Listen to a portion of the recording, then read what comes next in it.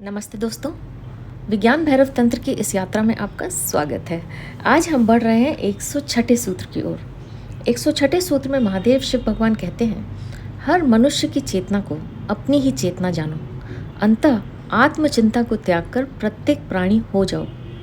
आइए इस सूत्र में बताई गई विधि को समझने का प्रयास करते हैं। हर मनुष्य की चेतना को अपनी ही चेतना जानो, सूत्र कहता है, और वास्तव में ऐसा ही है, परंतु हमें ऐसा लगता नहीं। अपनी चेतना को हम अपनी चेतना ही समझते हैं और दूसरों की चेतना को हम कभी अनुभव नहीं करते। अधिक से अधिक हम यही सोचते हैं कि दूसरे भी चेतन हैं। ऐसा हम इसलिए सोचते हैं क्योंकि जब हम चेतन हैं तो हमारे ही जैसे दूसरे प्राणी भी चेतन होने चाहिए। यह एक तार्किक निष्कर्ष है। हमें लगता नहीं कि वे चेतन हैं।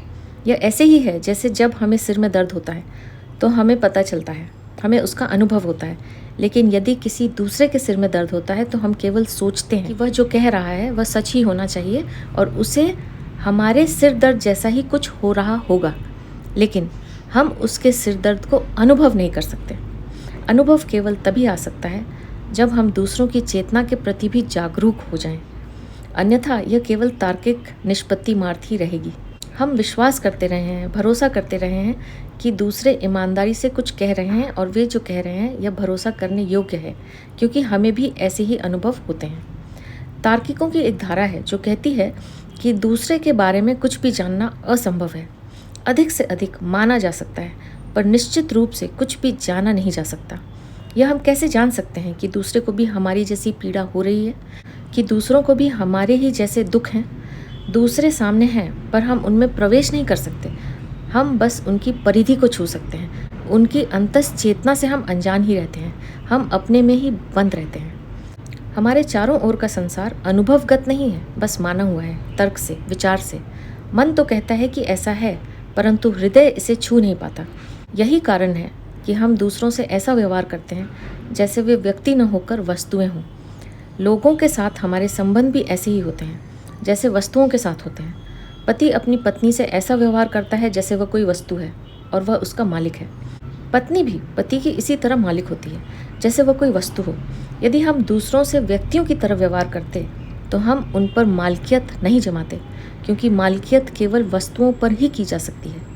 व्यक्ति का अर्थ है स्वतंत्रता। व्यक्ति पर मालिकियत नहीं की जा सकती। यदि हम उन पर मालिकियत करने का प्रयास करेंगे तो हम उन्हें मार डालेंगे और वे वस्तु हो जाएंगे। वास्तव में दूसरों से हमारे संबंध कभी भी मैं तुम वाले नहीं होते। गहरे में वो बस मैं और यह यानी वस्तु वाले होते हैं। दूसरा तो बस एक वस्तु होता है जिसका उपयोग करना है। तो हमें क्या करना है? दूसरे को व्यक्ति समझना है, एक चेतन प्राणी, एक स्वतंत्रता समझना है, अपने जितना ही मूल्यवान समझना है। यदि हम ऐसे व्यवहार करते हैं जैसे सब लोग वस्तु हैं तो हम केंद्र हो जाते हैं और दूसरे उपयोग की जाने वाली वस्तुएं हो जाते हैं और संबंध केवल उपयोगिता पर निर्भर हो जाता है। वस्तुओं का अपने आप में कोई मूल्य नहीं होता। उनका मूल्य यही है कि हम उनका उपयोग कर सकते हैं और वे हमारे लिए हैं। घर हमारे लिए है, वह एक उपयोगिता है। कार हमारे लिए है, लेकिन हमारा साथी हमारे लिए नहीं है। हम दोनों अपने अपने लिए हैं। एक व्यक्ति अपने लिए ही होता है। यही व्यक्ति होने का अर्थ है।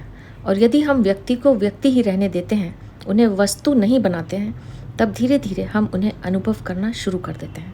अन्यथा हम उन्हें अनुभव नहीं कर सकते और तब हमारे संबंध बस धारणागत, बौद्धिक, मन से मन का, मस्तिष्क से मस्तिष्क का ही रहेगा। कभी हृदय से हृदय का नहीं हो पाएगा।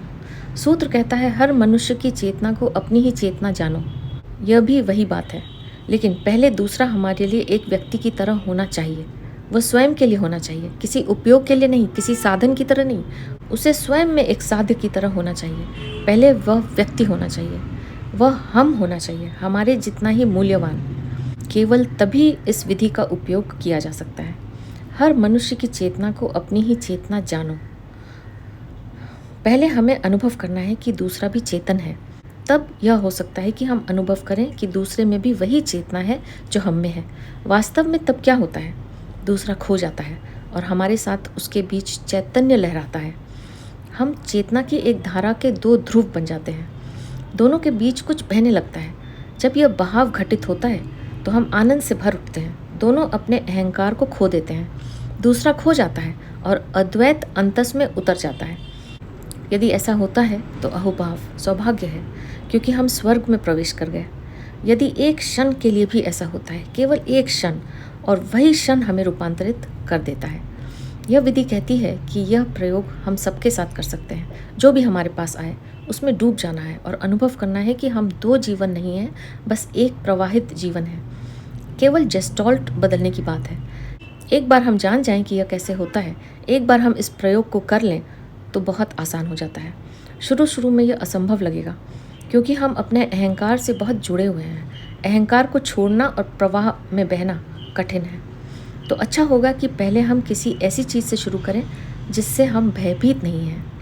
हम वृक्ष के साथ भयभीत नहीं होंगे, इसलिए वहाँ से शुरू करना सरल होगा। किसी वृक्ष के पास बैठ जाना है, अनुभव करना है कि हम उसके साथ एक हो गए हैं, कि हमारे भीतर एक प्रवाह, एक संप्रेषण हो रहा है और हम तिरोहित हो रहे हैं। किसी बहती हुई नदी के किनारे बैठ जाना है और उसकी प्रवाह को अनुभव करना है। अनुभव करना है कि हम और नदी एक हो गए हैं। आकाश के नीचे लेट जाना है और अनुभव करना है कि आकाश और हम एक हो गए हैं। शुरू शुरू में तो यह कल्पना मात्र होगा, लेकिन धीरे धीरे हमें लगने लगेगा कि हम कल्पना के माध्यम से वास्तविकता को छूने लगे हैं। और फिर व्यक्तियों के साथ प्रयोग करना है, किसी नदी के साथ, किसी पहाड़ी के साथ, किसी वृक्ष के साथ, तारों के साथ, आकाश के साथ। जब हम एक हो जाते हैं तो कितना आनंद उतरता है, बिना कुछ खोए। हम कल्पना भी नहीं कर सकते कि एक व्यक्ति के साथ कितना अधिक आनंद आएगा, क्योंकि मनुष्य उच्चतर घटना है, अधिक विकसित चेतना है। एक व्यक्ति के साथ हम अनुभव के उच्चतर शिखर पर पहुंच सकते हैं।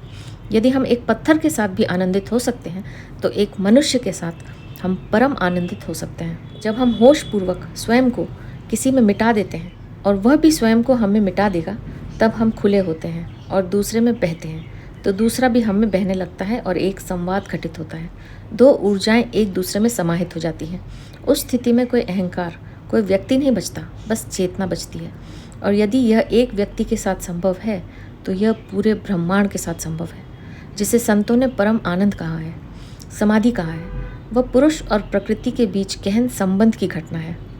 सूत्र कहता है, हर मनुष्य की चेतना को अपनी ही चेतना जानो।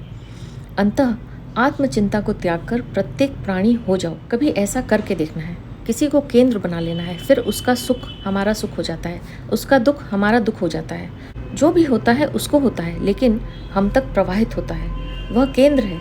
यदि एक बार, बस एक बार हम अनुभव कर सके कि कोई और हमारा केंद्र है और हम उसकी परिधि बन गए हैं, तो हम एक भिन्न अस्तित्व में, अनुभव के एक भिन्न ही आयाम में प्रवेश कर गए, क्योंकि उस क्षण हम एक गहन आनंद अनुभव करेंगे जो पहले कभी नहीं जाना था।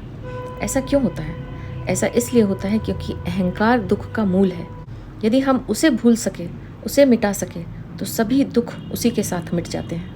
इसका जीवन के हर क्षण में अभ्यास किया जा सकता है, तो कम से कम इसे 1 घंटा रोज करना है। उस 1 घंटे में हमारे करीब से जो भी गुजरे वही बन जाना है। हम सोचेंगे कि यह कैसे हो सकता है, मगर इसे जानने का और कोई उपाय नहीं है, हमें करके ही देखना पड़ेगा।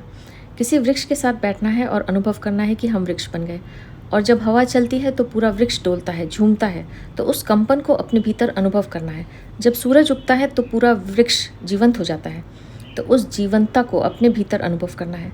जब वर्षा होती है और पूरा वृक्ष संतुष्ट और तृप्त हो जाता है, एक लंबी प्यास, एक लंबी प्रतीक्षा समाप्त हो जाती है और वृक्ष परितृप्त हो जाता है, तो वृक्ष के साथ तृप्त और संतुष्ट अनुभव करना है। यदि हम उसके साथ गहन आत्मीयता अनुभव कर सके, जिसे समान अनुभूति कहते हैं। समान अनुभूति का अर्थ है हम किसी के साथ इतनी सहानुभूति से भर जाएं कि उसके साथ ही हो जाएं।